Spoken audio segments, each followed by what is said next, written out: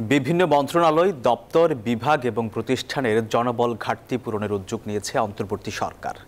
প্রায় ৫ লাখ শূন্য পদের তথ্য চেয়ে চিঠি পাঠিয়েছে জনপ্রশাসন মন্ত্রণালয়। জনপ্রশাসন সচিব জানিয়েছেন, এই নিয়োগ হলে অর্থনীতিতে ইতিবাচক প্রভাব পড়বে। এছাড়া ২০০ থেকে কমিয়ে বিসিএস ভাইভা নাম্বার হচ্ছে ১০০ আর আবেদন ফি অর্ধেক কমে ৩৫০ টাকা করা হবে।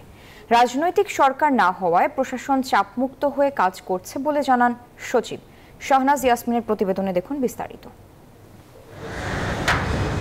দেশে এখন সরকারি বিভিন্ন প্রতিষ্ঠানে চাকরি করা কর্মকর্তা কর্মচারীদের সংখ্যা প্রায় ১৫ লাখ। প্রায় ১৮ কোটি জনসংখ্যাকে সেবা দিতে গিয়ে বিভিন্ন সময় হিমশিম খেতে হয় এই কর্মচারীদের। এবার এই ঘাটতি পূরণের উদ্যোগ নিয়েছে অন্তর্বর্তী সরকার। সরকারের অনুমোদিত ৪,৭৩,০০০ শূন্য পদ পূরণ করতে যাচ্ছে জনপ্রশাসন মন্ত্রণালয়। তাই তথ্য চেয়ে জনপ্রশাসন মন্ত্রণালয় চিঠি পাঠিয়েছে বিভিন্ন মন্ত্রণালয়, অধিদপ্তর ও সংস্থাকে। আগামী ১৫ কার্যদিবসের মধ্যে তথ্য দেওয়ার অনুরোধ।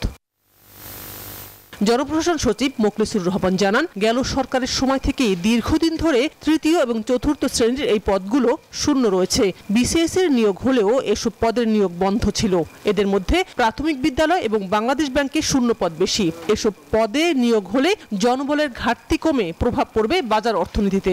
বিসিএস তো একটা লিমিটেড ফরম্যাটের মধ্যে লিমিটেড সংখ্যা, কিন্তু বিভিন্ন জায়গায় বিভিন্ন পদে যে লোক নেওয়া হয়, বিভিন্ন বয়স, বিভিন্ন শিক্ষাগত যোগ্যতা, এই জায়গাগুলো পূরণ করতে হবে। যদি লোক নেওয়াটা ত্বরিত হয় তাহলে ইকোনমিতে ভেলোসিটি বাড়বে, টাকার সার্কুলেশন বাড়বে, এতে অটোমেটিকই জিনিসের দামপত্র অথবা মানুষের পারচেজিং পাওয়ারটা বাড়বে। That is the motto of this. এখন বিসিএস পরীক্ষার আবেদন ফি ৭০০ টাকা। পিএসসি থেকে ফি কমিয়ে অর্ধেক করার প্রস্তাব পাঠানো হয়েছে জনপ্রশাসন মন্ত্রণালয়। সচিব বলেন, এটা যৌক্তিক প্রস্তাব। কমবে বিসিএস এর ভাইভা নম্বরও। সরকারি বেসরকারি অন্যান্য পরীক্ষারও আবেদন ফি নির্দিষ্ট করে দেওয়া হবে। ১০ তারিখের থেকে যারা জমা দিবে বিসিএস অ্যাডমিন যে কোনো ক্যাডারে ৩৫০ টাকা। আরেকটা ছিল প্রতিবন্ধী যারা, তাদের ছিল ১০০ টাকা, ওইটা করছে ৫০ টাকা। ভাইভা ২০০ থেকে ১০০ করার প্রস্তাব করা হয়েছে ভাইভা নাম্বার। কারণ ডিসক্রিপেন্সিটা এই জায়গায় হয়, যাকে নিতে চায় তাকে ১৮০, ১৯০, আর যাকে নিতে চায় না ৪০। সাধারণত এই সমস্ত জিনিস আমরা মনে করি কেউ আর বাড়াবার প্রস্তাব করবে, এটা আমরা আশা করি না।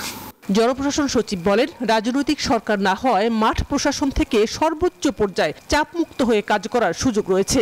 এটা কাজে লাগানোর তাগিদ দেন তিনি। জনগণ কি চায়, সে ডিসি যদি না বাজে সে চাকরি করতে পারবে না। আর এখন যেহেতু পলিটিক্যাল অ্যালাইনমেন্ট নাই, এই জন্য তার ওই জায়গাটা সে একটু চাপ কম আছে। জনগণ প্রায়োরিটি ফার্স্ট, আর কোনো প্রায়োরিটি নেই আমাদের। এটা করতে গেলে যখন যাকে দরকার রাখবো, যখন যাকে দরকার তুলে আনবো। প্রশাসনের অস্থিরতা অনেকটা কেটে গেছে বলে মনে করেন মোখলেছুর রহমান। শাহনাজ ইয়াসমিন, নিউজ 24, ঢাকা।